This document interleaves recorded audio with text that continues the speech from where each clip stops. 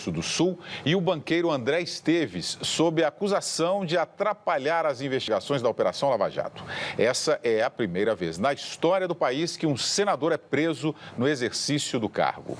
Delcídio do Amaral foi preso logo pela manhã em um hotel em Brasília. A operação foi autorizada pelo Supremo Tribunal Federal. A lei só permite a prisão de parlamentares em flagrante e o caso de Delcídio foi enquadrado nessa regra por ser considerado um crime grave e permanente.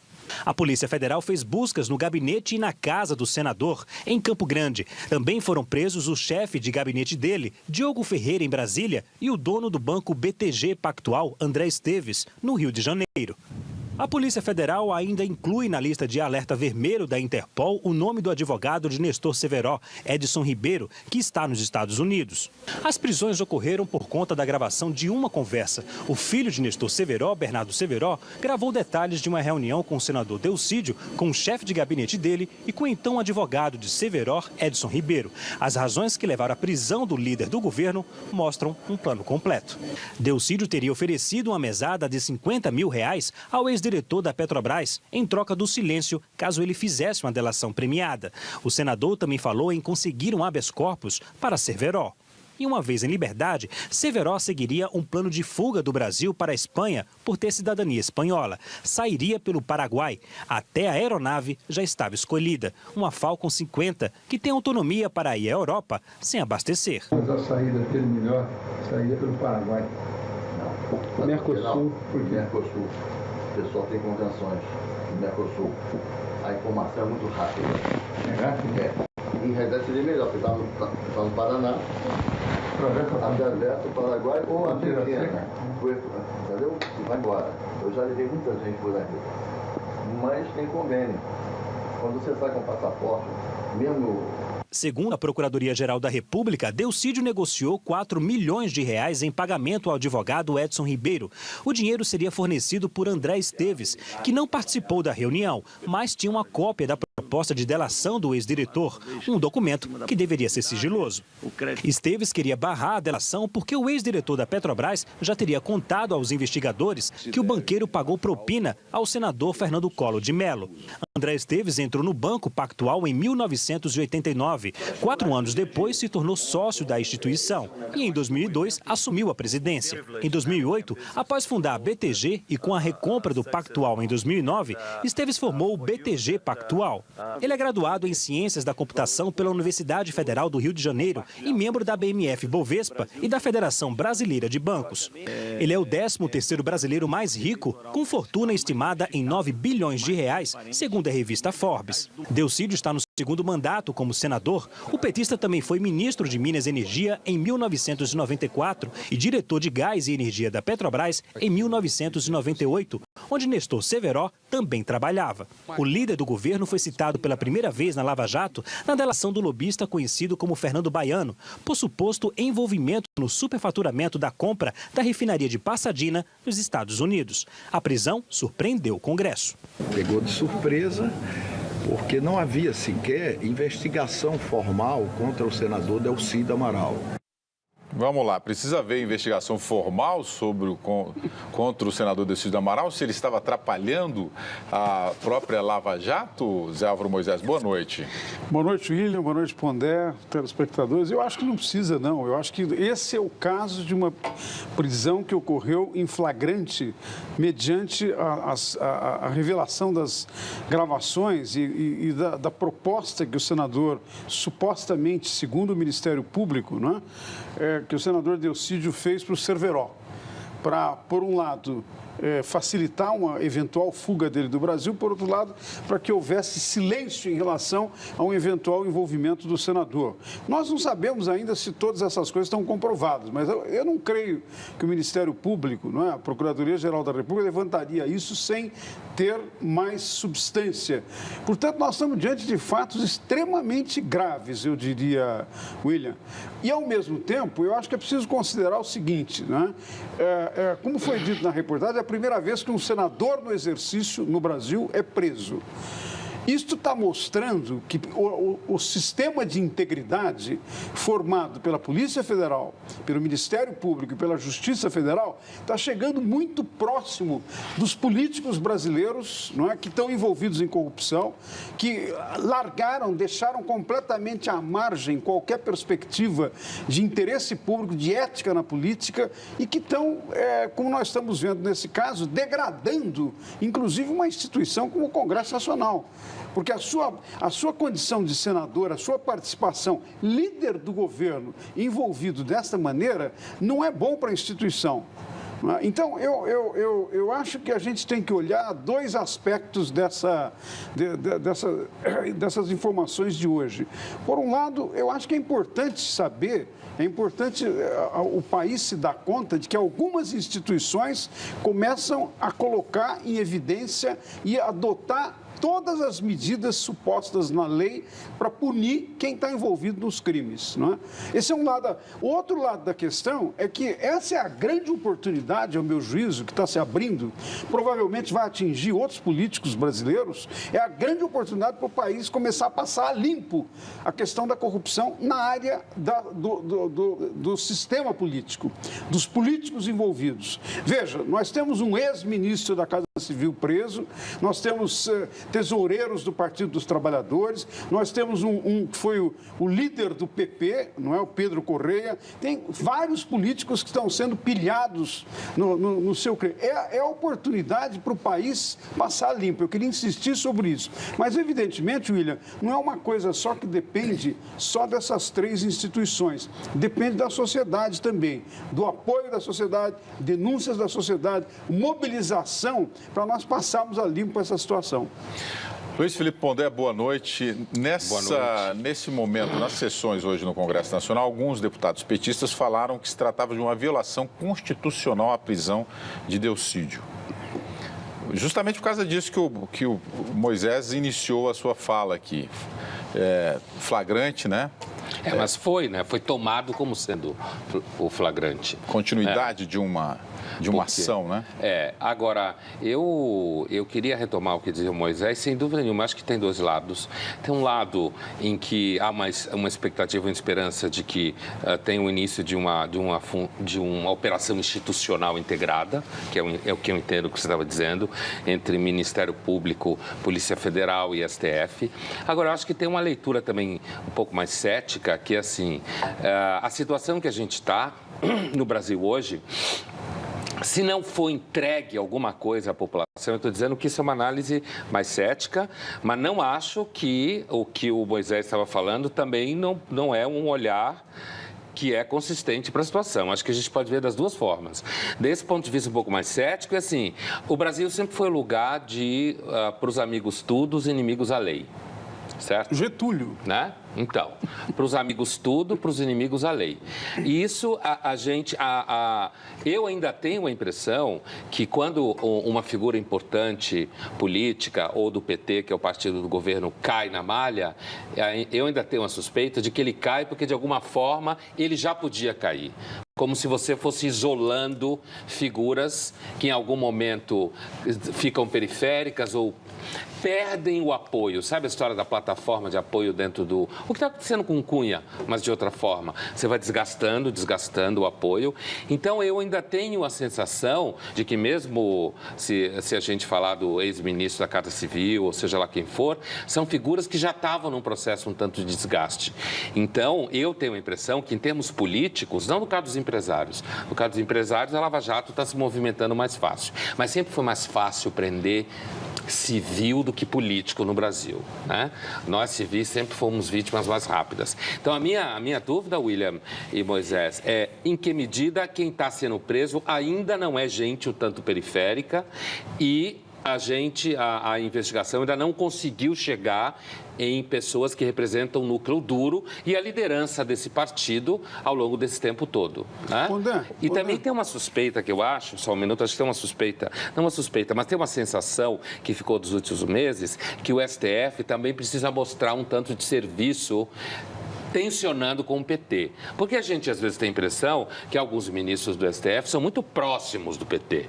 Então eles têm que mostrar um certo jogo de, olha, a gente também deixa a investigação chegar perto do PT e acolhe figuras do PT, porque a democracia tem uma dimensão espetáculo. Faz parte da dimensão dela. Então, de um lado, eu acho que tem um processo possível de integração institucional e, do outro lado, ainda pode ser um pouco de pão e circo. Fala, Moisés, não, o que eu ia dizer é o seguinte, é que o Delcídio é líder do governo no Senado. Eu sei. Aliás, eu acho que isso, William, é uma coisa importante. Nós vamos ter que ouvir do governo, dos representantes do governo, que digam alguma coisa. Como é que um líder de um governo que está nessa situação relativamente periclitante, que está o governo da presidente Dilma Rousseff, é preso, é flagrado e ninguém do governo diz nada? Pois é, saiu uma nota do PT. Essa né? falta de manifestação não é já um distanciamento do Delcídio ou não? Pode disso ser, que eu falava. Mas eu queria olhar a questão pelo outro lado. Como ele tinha muita responsabilidade de representar o governo no Senado, o governo tem que dizer alguma coisa, porque senão o envolvimento do governo, que o tempo todo está dizendo que não tem maior relação com os fatos da corrupção, o envolvimento do governo começa a ficar cada vez mais visível. Eu esperaria que houvesse... Quer dizer, o que eu quero dizer é o seguinte, né? Voltando a um aspecto que o Pondé chamou a atenção. Eu acho que o que nós estamos tendo, pela primeira vez no Brasil, é o chamado sistema de integridade começando a funcionar. Não vamos ser poliana, imaginar que está tudo resolvido, a Polícia Federal, o Ministério Público, que haja muitos mais juízes como o Sérgio Moro. Eu diria que isso está começando. É uma nova geração de promotores, de juízes e mesmo de delegados da Polícia Federal que tem uma orientação republicana. Nós estamos caminhando nessa direção. Agora, é preciso ter clareza que se não houver apoio substancial da sociedade, debate em torno disso, pressão para mudar, nós corremos o risco de voltar atrás. O próprio Sérgio Moro disse há 2 dias atrás que às vezes ele, como um dos coordenadores da Operação Lava Jato, se sente pregando no deserto, uma voz pregando no deserto, não é? Acho que precisa pressionar o STF também. Então precisa pressionar o STF. E acho que a tua preocupação com o STF é correta. Nós temos que olhar, porque no sistema de recrutamento de juízes para o Supremo Tribunal Federal, que é uma questão que tem que voltar a ser discutida, no sistema em que o presidente, que eventualmente vai ser investigado pelo Ministério, indica, eu acho que pode ter essa suspeição que você levantou. Em nota, o Banco BTG informou que está à disposição para prestar os esclarecimentos necessários e vai colaborar com as investigações conduzidas pelas autoridades brasileiras. Você hoje está otimista, Moisés, e o João Felipe aqui de Caraguatatuba também está muito otimista. Ele falou que em momentos como este é que ele acredita no país. O Enio Torres Granel, aqui pelo Twitter, Pondé, para o senador Delcídio se arriscar com esse tipo de proposta significa que tem muita gente a ser descoberta ainda, né? É possível. Eu acho Porque lembramos que esse caso aí de prejudicar as investigações já levou um governador, que foi o José Roberto Arruda, né, governador do Distrito Federal, ex-governador do Distrito Federal, para a cadeia. Então isso não é novidade no Brasil, né, Moisés? Não, eu digo que é novidade no seguinte sentido, William. Acho que esse é um aspecto importante da constatação desse momento da realidade no Brasil. É um sistema mais institucional. O José Roberto Arruda, você tem razão, ele foi pilhado e foi preso, foi processado e foi preso por essa razão, mas era um caso relativamente isolado. Nós ainda não tínhamos um protagonismo tão forte como estamos tendo agora da Polícia Federal, do Ministério Público e da Justiça Federal. Eu acho que, claro, nós todos somos muito críticos, sempre. Aqui no jornal, na vida acadêmica, na vida intelectual. Aliás, intelectual que não é crítico, realmente é preciso desconfiar.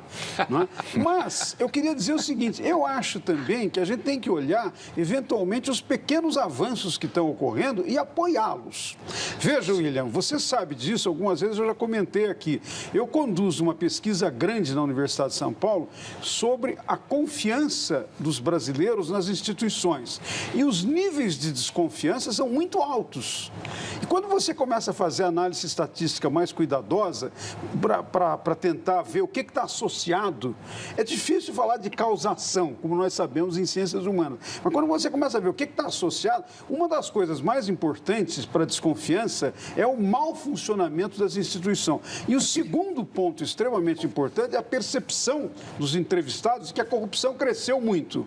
Ora, quando você começa a ter algumas instituições funcionando que vão, em primeiro lugar, identificando o fenômeno da corrupção, em segundo lugar, fazendo as investigações com o cuidado que isso exige, e em terceiro lugar, iniciando o processo e punindo, eu diria, bom, veja, William, eu tenho 40 anos de pesquisa nessa área, tenho 70 anos de idade, eu diria, algum sinal otimista eu estou vendo. E eu quero apoiar esse sinal otimista. Peraí, Pondé, daqui a pouco a gente volta nesse assunto, vamos só ver como é que está o clima lá em Brasília. Vamos direto a Brasília com o repórter Leandro Magalhães. Leandro, boa noite, Leandro. Como foi recebida a prisão do senador Delcídio de Amaral aí em Brasília, hein?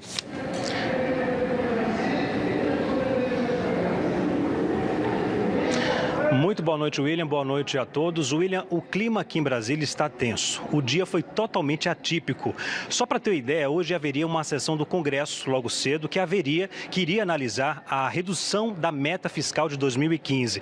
Se essa matéria não for votada ainda agora em 2015, só para ter uma ideia, a presidente pode responder por crime de responsabilidade fiscal.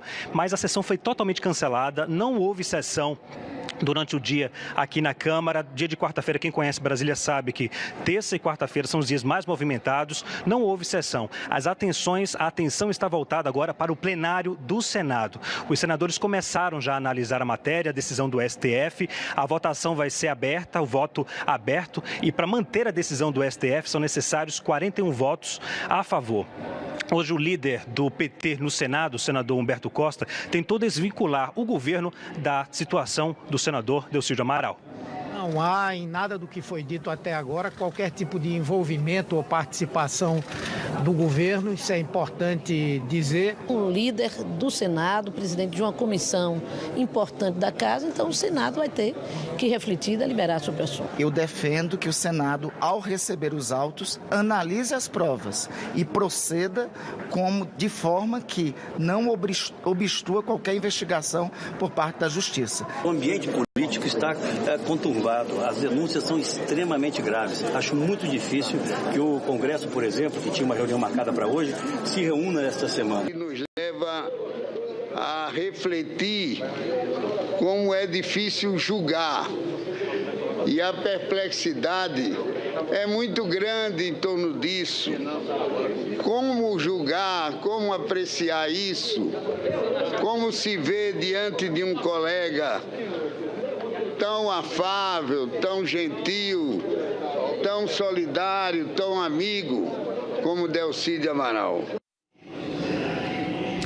Bem, a defesa do senador Delcídio Amaral divulgou agora há pouco uma nota que manifestou inconformismo em relação à decisão do Supremo Tribunal Federal. Daqui a pouco a gente volta com outras informações atualizadas daqui de Brasília. William. Muito obrigado, Leandro. Vamos voltar aqui, Pondé. Vamos voltar ao assunto. Você viu que os senadores estão perplexos com a prisão de Delcídio Amaral. Imagina a população. Eu acho que a população, de uma certa forma, às vezes até um pouco espontânea e ingênua, fica feliz porque tem aquela impressão que foi pego um peixe grande. O ceticismo com relação às instituições como a Câmara, o Senado dos brasileiros é totalmente justificada, retomando o que você falava, Moisés. Agora, acho que tem uma regra, é desse lugar que eu estou falando, que é um olhar dentro de uma tradição política que pensa da seguinte forma: todo grupo, ou todo sistema, ou toda instituição que quer se manter perene tem que fazer mudanças de percurso para que não mude nada. E, claramente, essa é uma teoria muito conhecida em política e que é a suspeita que eu estou levantando aqui, que não significa que parte do sistema integrado não esteja funcionando, ou que o Sérgio Moro não esteja fazendo o seu trabalho, ou que o Ministério Público não esteja fazendo o seu trabalho, porém, eu ainda suspeito, como declarações de integrantes do PT, agora, eu ainda suspeito que comece uma operação de isolamento, digamos assim, do núcleo patológico. Por núcleo patológico, entenda-se aquele que está exposto, certo? Na mídia foi preso e tal. Você faz o isolamento do núcleo patológico para que você consiga dizer, não, nós não temos nada a ver com isso não diz respeito ao partido e todo o elenco de eventos que a gente tem assistido dentro do governo do PT. Querer dizer que isso tudo caiu do céu, que isso não tem relação com estruturas mais altas do poder do partido ao longo desses anos do governo federal, me parece quase uma história da carochinha, apesar de que a gente não tem nada provado, nada disso. Então, eu tenho a impressão, Moisés, e aqui, quando você fala dessa coisa da integração, eu tenho a impressão que é possível, sim, em parte, porém, ainda não cai por terra a suspeita de que a gente tem aí uma operação, inclusive por parte do STF, de acomodação de vítimas que podem ser mais vítimas, entre aspas, que podem ser mais palatáveis nesse processo. Então, você entrega a mão, mas não entrega o braço. Você entrega um pedaço, mas não entrega tudo. Isola onde está a sangria e se afasta para querer garantir quadros mais sólidos ou mais historicamente importantes para o partido. E, nesse sentido, a gente pode estar assistindo, sim,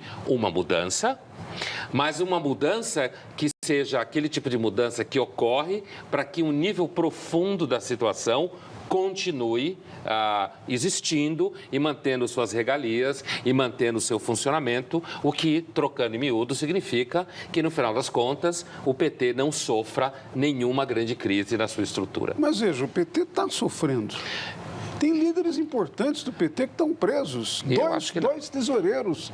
Uma pessoa que era chefe da Casa Civil, que inclusive estava supostamente indicado até para ser sucessor do Lula, o ex-ministro José Dirceu. Agora, veja, o líder do governo, não o líder do governo no Senado, mas o líder do governo no Congresso, que é o senador Humberto Costa, também está nas investigações da Lava Jato. Então, o que eu quero dizer, eu acho que o olhar cético que você mencionou, que eu acho que deve ser levado em consideração, eu também muitas vezes milito no olhar cético, exatamente para poder tentar entender melhor a coisa. O olhar cético deve, no entanto, nos ajudar numa coisa, não é? A identificar. Agora nós estamos numa situação em que nós não podemos apenas esperar que as instituições, os partidos, os líderes façam. A sociedade, de alguma maneira, precisa se mobilizar. A sociedade precisa cobrar para evitar isto que o ceticismo que você revela, não é, possa se concretizar. Quer dizer, que na verdade não dê em nada. Ou, eventualmente, que o Supremo, por causa do sistema de indicação, de cooptação... O Supremo é um problema. Não é? De indicação de ministros do Supremo, que o Supremo cometa alguma coisa fora. Até agora não está cometendo, porque foi o Supremo que tomou essa decisão. Mas fatiou a Lava Jato, né? Veja, não, mas... Eu sou dos céticos em relação ao fatiamento. Tudo bem, eu acho que... O Pondé hoje está cético e você positivo. Isso é bom para uma bancada do jornal. Agora, o Pondé falou um ponto aí, ele usa só o nome do PT. Na verdade, a corrupção é generalizada no Brasil. Generalizada. Sim, estou falando agora do governo federal específico. Tem o Mensalão Mineiro, como nós sabemos, atingiu bastante várias pessoas do PP, não é? O ex-líder do PT está preso. Tem indicações de que tem pessoas do PMDB. Desculpa, eu sou obrigado a mencionar isso aqui. O presidente do Senado, que acabou de dizer que está surpreso com a prisão do senador Delcídio Amaral, é um dos investigados da Operação Lava Jato. Então, eu diria, nós estamos numa fase no Brasil nova, que, em relação a ela, é preciso ter cuidado, não é preciso não acreditar demais. Mas eu diria, o lado pelo qual eu de alguma maneira, milito hoje, é que nós precisamos mobilizar o pensamento, a sociedade, as pessoas, os eleitores, para apoiar o que está havendo de novo e, num certo sentido, dar força para o Sérgio Moro, para o Procurador-Geral da República, para os delegados mais jovens da Polícia Federal que estão, de alguma coisa, identificando. Sim, mas... Nós precisamos apoiá-los. Mas ser cético não significa que você não está apoiando. E tem outra coisa. É claro, quando você fala do PP, você fala do PMDB, você continua falando da base do governo. certo? Então, é claro que não é só o PT, e eu não acho que o PT é o criador de todos os pecados do Brasil, é simplesmente uma questão conjuntural no momento de que é o partido que está no poder há cerca de 15 anos, e esses outros dois partidos mencionados são na base do governo, portanto, está ali no estado patrimonialista, né? É, porque a corrupção no Brasil é histórica, né? Bom, mas esse é o argumento da Dilma, inclusive, né? Uma senhora de idade avançada. Mas ela está até certo que é mesmo. Em certo ponto está, mas não é o caso aqui. O Francisco e João Pessoa, na Paraíba, os senadores não estão perplexos, eles estão com medo. O principal índice da Bovespa recuou quase 3% nesta quarta-feira, pressionado pelos desdobramentos da nova fase da Operação Lava Jato. Os papéis do BTG Pactual despencaram 21%. Ainda nesta edição, a gente vai voltar a falar sobre a prisão do senador Decídio de Amaral e do presidente do BTG Pactual, André Esteves. William, posso fazer uma pequena sugestão de correção? Eu não acho que a Bolsa caiu por causa da Operação Lava Jato. Ela caiu porque tem pessoas da importância do senador que foi preso envolvido em corrupção. Boa observação. É a corrupção que causa isso e não a operação. A operação está limpando. Perfeito. O prazo para que estudantes da rede estadual de São Paulo peçam transferência foi prorrogado de hoje para sexta-feira. 151 escolas estão ocupadas por alunos contrários à reestruturação do ensino por ciclos. A Secretaria de Educação prometeu divulgar esta semana um documento detalhando o projeto de separar os estudantes por fase de ensino e faixa de idade. 300 mil alunos vão ser remanejados e 93 unidades serão transformadas em creches ou pré-escolas. 100 trabalhadores de olarias de Altamira, no Pará, protestaram em frente à empresa responsável pela usina de Belo Monte. Eles querem ser indenizados porque a área onde trabalhavam foi incorporada pela hidrelétrica. Ontem, índios da região do Xingu protestaram contra a licença de operação da usina sem que os ribeirinhos fossem consultados. Os trabalhos em Belo Monte podem começar a qualquer momento. O governo federal leiloou hoje 29 hidrelétricas com contratos vencidos ou prestes a vencer. Arrecadou 17 bilhões de reais, 11 bilhões serão pagos ainda este ano. O dinheiro extra deve ajudar no fechamento das contas de 2015. Em instantes, Supremo autorizou prisão de Decídio do Amaral por unanimidade. Mais lama tóxica avança por 35 quilômetros no litoral do Espírito Santo.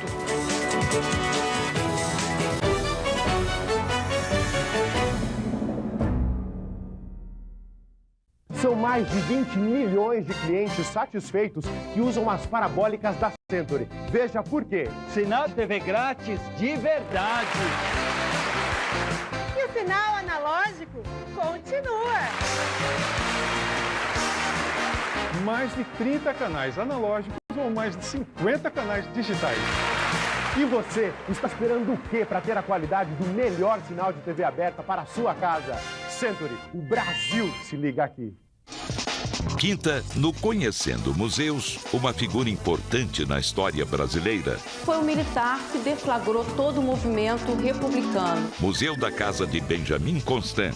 Sejam todos muito bem-vindos. Documentos históricos. As cartas em que ele fazia sérias críticas ao Duque de Caxias. E seu modo de vida. Vamos lá, então? Quinta, 00:30.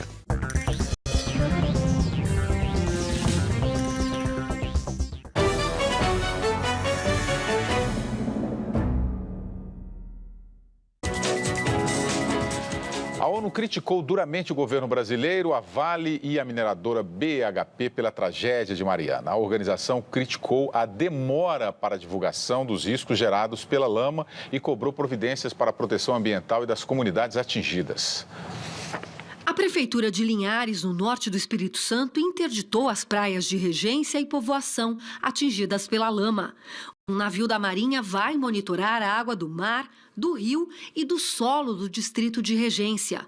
A lama com rejeitos de minério já avançou 30 quilômetros ao norte do estado capixaba, 5 ao sul e 20 mar adentro. Hoje, pesquisadores descartaram que ela vá atingir o arquipélago de Abrolhos, na Bahia. A Samarco, dona da mineradora, vai se reunir com os pescadores na próxima semana para discutir as indenizações.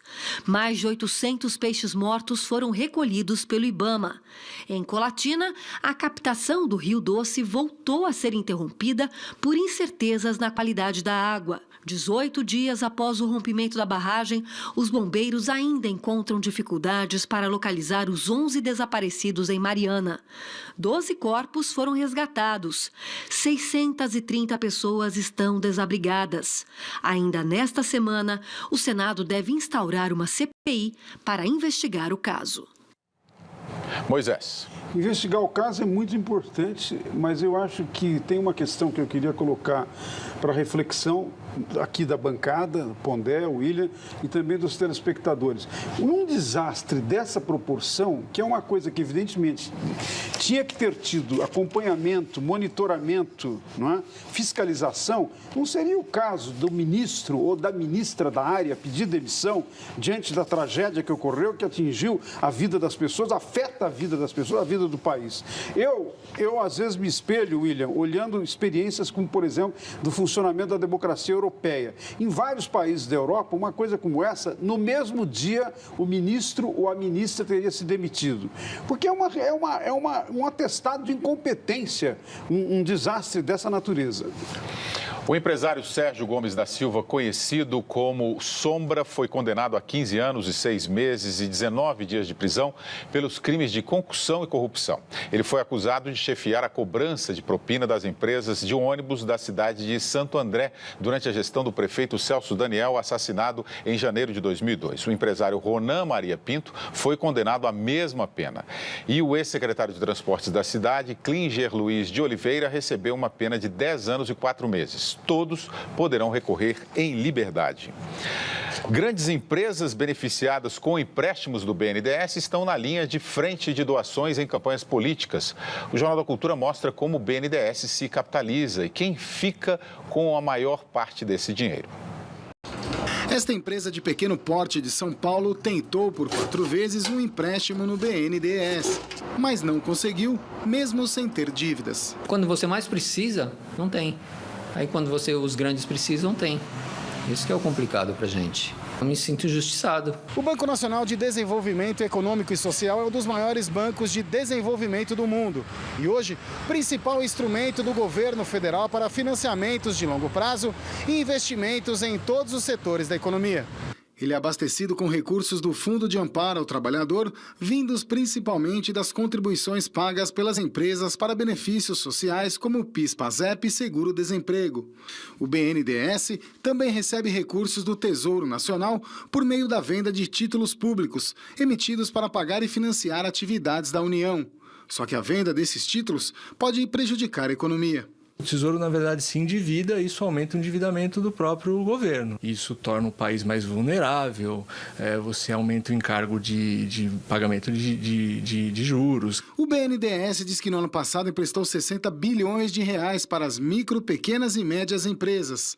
As grandes receberam mais do que o dobro, quase 118 bilhões de reais.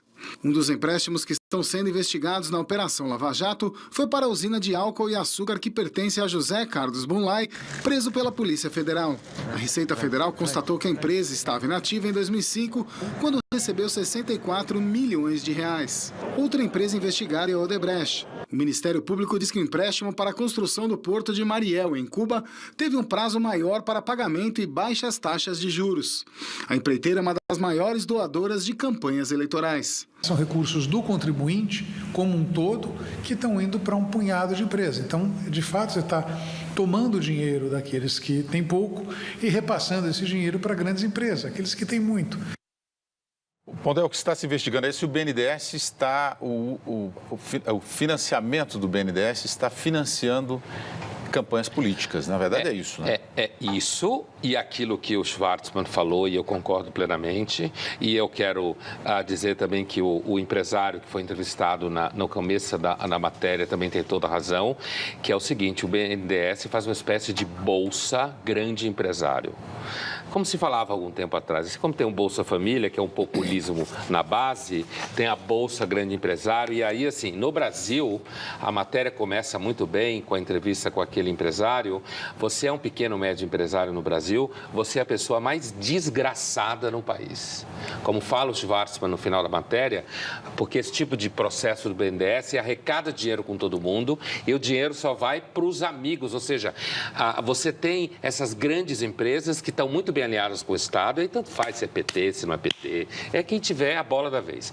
Se alia com o Estado e essa camada média aqui, produtiva de pequeno e médio empresário, esse é um desgraçado que paga encargo trabalhista, paga encargo social, todo mundo acha que ele é explorador, ele tem que gastar dinheiro com burocracia, com contador, ele tem que gastar dinheiro com advogado, ele tem que pagar multa quando demite um funcionário. Onde já se viu pagar multa?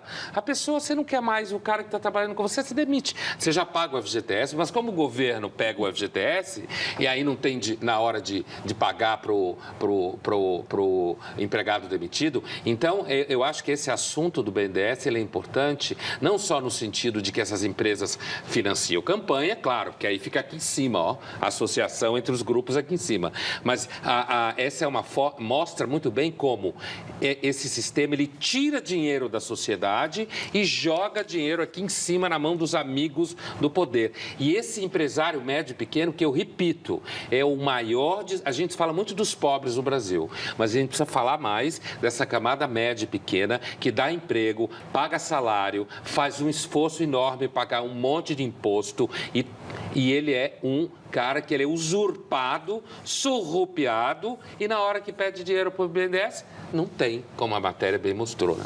Moisés.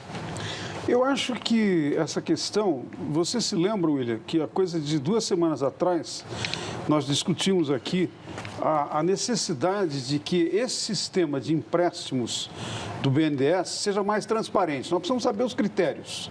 Por que um grupo de empresas, de maiores empresas, estão recebendo 117 bilhões, quando as pequenas e médias empresas receberam menos da metade disso? Não é? É preciso, a sociedade tem direito de saber. Eu vou insistir aqui na tese da necessidade da transparência e dos organismos de controle sobre o BNDES. Eu não vi nenhuma entrevista do presidente do BNDES explicando isso. É claro que ele vai dizer que tem critérios, mas nós precisamos conhecer os critérios. E é preciso que isso entre no debate dos partidos políticos e do Congresso Nacional e dos organismos de controle, para que o critério pelo qual se dá mais para as grandes, dá menos para as menores, seja debatido publicamente pela sociedade. E a gente volta a falar sobre a prisão do senador Delcídio do Amaral. Vamos mais uma vez conversar com o repórter Leandro Magalhães. Leandro, o Senado abriu uma sessão hoje à tarde, no fim da tarde, para decidir se mantém Delcídio Amaral preso. Qual foi a decisão, hein?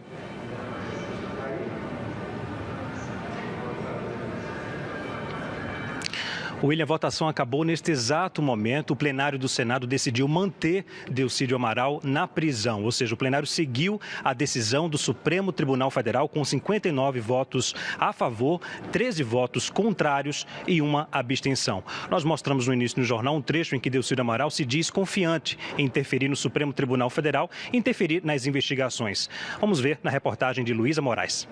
Delcídio do Amaral disse a Bernardo Severo, filho de Nestor Severo, que teria condições de convencer os ministros do Supremo para garantir a liberdade do ex-diretor da Petrobras. Eu acho que nós temos que centrar fogo no STF agora. Eu conversei com o Fiorino, conversei com o Toffoli, pedi para o Toffoli conversar com o Gilmar. O Michel conversou com o Gilmar também, porque o Michel está muito zelado. E eu vou conversar com o Gilmar também.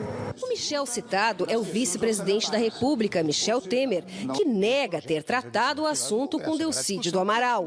O senador achou que tinha o poder na mão, mas o Supremo rebateu. Aviso aos navegantes dessas águas turvas de corrupção e das iniquidades: criminosos não passarão. A navalha da disfarçatez e da confusão entre imunidade e impunidade e corrupção, bom que fiquem cientes, não passarão. O STF, a pedido do Ministério Público Federal, autorizou a prisão do senador Delcídio do Amaral. É a primeira vez que um senador da República em exercício é preso. A Constituição brasileira só permite a prisão de parlamentares em crime flagrante. O senador Delcídio, o banqueiro André Esteves e o advogado Edson Ribeiro estão, tecnicamente, em estado de flagrância, uma vez que estão manejando meios para embaraçar no plano da operação Lava Jato a investigação criminal que envolve a organização criminosa. A decisão de Teori Zavascki, relator da Lava Jato no STF, precisou ser votada pela segunda turma de ministros da Corte, que analisa a operação. A decisão foi unânime.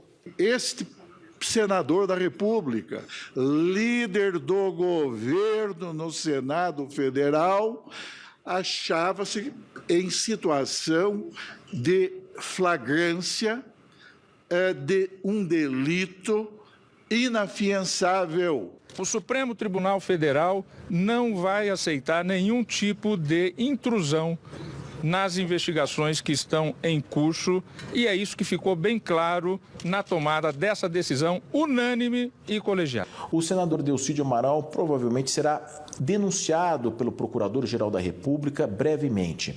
Em sendo denunciado, o Supremo irá receber essa denúncia, se tiver fundamento, ou não, ou rejeitá-la, mas certamente já receberá, porque até uma prisão foi decretada. E aí qualquer membro do Parlamento, do Senado da República, por exemplo, o PT, poderá pedir para que o Senado suspenda a ação penal em curso no Supremo Tribunal Federal, mas isso será um evento futuro, depois de uma denúncia oferecida contra o senador. Bem, há pouco todos os ministros do Supremo Tribunal Federal negaram qualquer tipo de contato com o senador Delcídio do Amaral. Voltamos ao estúdio. William. Deixou bem claro aí, né, Moisés? Ele está preso por causa do estado de flagrância. Não é isso? Por causa da flagrância, não é? E agora, apareceu nessa gravação o fato dele mencionar que teria conversado com vários ministros do Supremo Tribunal Federal.